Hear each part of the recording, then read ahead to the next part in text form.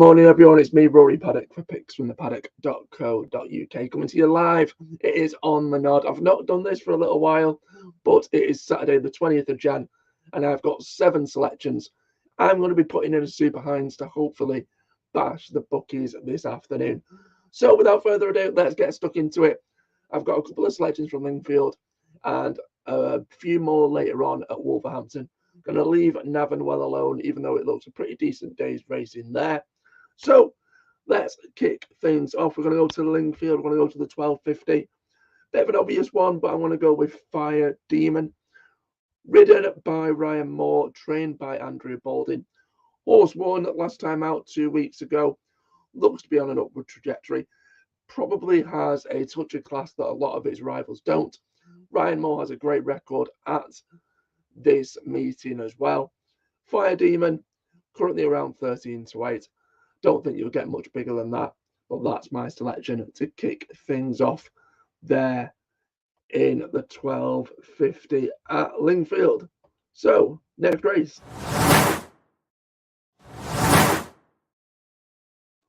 Sticking with Lingfield, we're going to go to the 345. I think it's the final race on the card. I'm going to go for another. And I thought it was Andrew Balding. It's Sylvester Kirk, trained horse, African Star. Raced 2 weeks yesterday, so 15 days ago. Rab Havlin jumps aboard. Horse finished 4th of 11 at Southall in what was a pretty competitive race. Off the same sort of mark, now here at Wolverhampton, it is looking to make its second winning start after winning its maiden at Lingfield back in August. The race itself, obviously, current favourite, Havan Azam, demands a lot of respect, as does 2 past 8. But African Star, I think, can improve for its last run. Now up to 2 miles, I think that's a massive positive. Drifted a little bit in the market, but I'm going to take it sort of slightly tentatively. Top 4 finish, currently paying even money, and I'm going to go with that there as my second selection and final selection from Lingfield.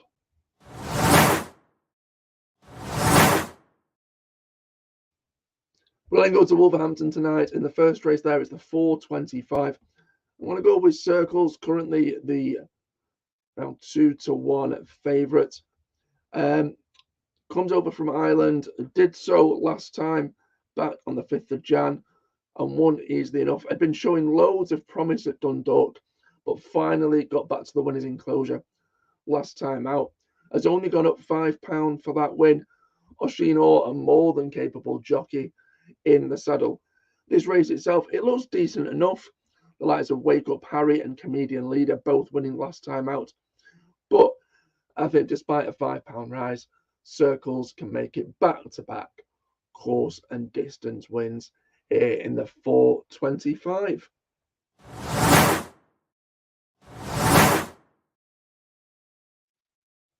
Then in the next race, the second race on the card, the 5 o'clock, I think Carl Burke's Harkanian, if I'm pronouncing that correctly, looks the one to be on. Made his handicap debut last time out, finished 3rd at Southall. That was in a 12-runner race. Has gone down £1 for that. I think Floating Voter making its handicap debut is a serious danger. So I've gone a bit tentative. It is an odds-on selection in terms of the bet I'm putting up. I just think in a race like this where it's a 3-year-old handicap and there's all sorts of factors, not many have even won a race in this. I think you could quite easily see a horse surprise us, especially anything that's making its handicap debut.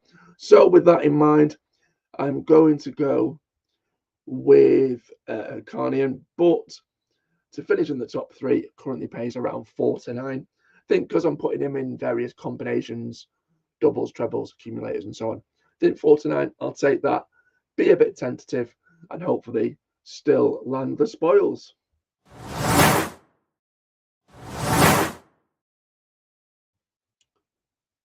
We then head to the 6 o'clock, and I'm going to go with Kingston Sunflower. The horse actually finished, I think it was 2nd last time out. It was indeed. That was a vast improvement on anything it had shown previously. That was here over 2.5 miles a furlong. It returns, it's got an extra pound to carry, but I don't think it'll be far away again. And I think, considering its odds, they're currently around 8 to 11 for a top four finish. Seems absolutely fine for me.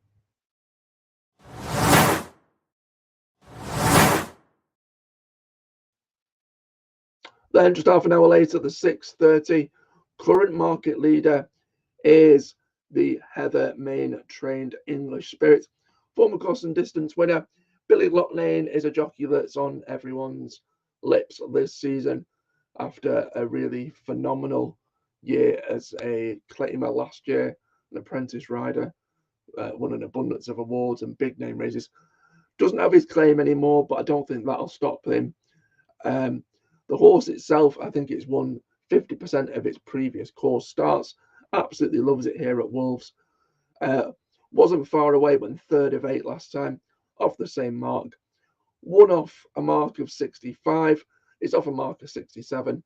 It's hardly been given too much by the handicapper. I think he can make another return to the winner's enclosure here at Wolverhampton in the 6:30.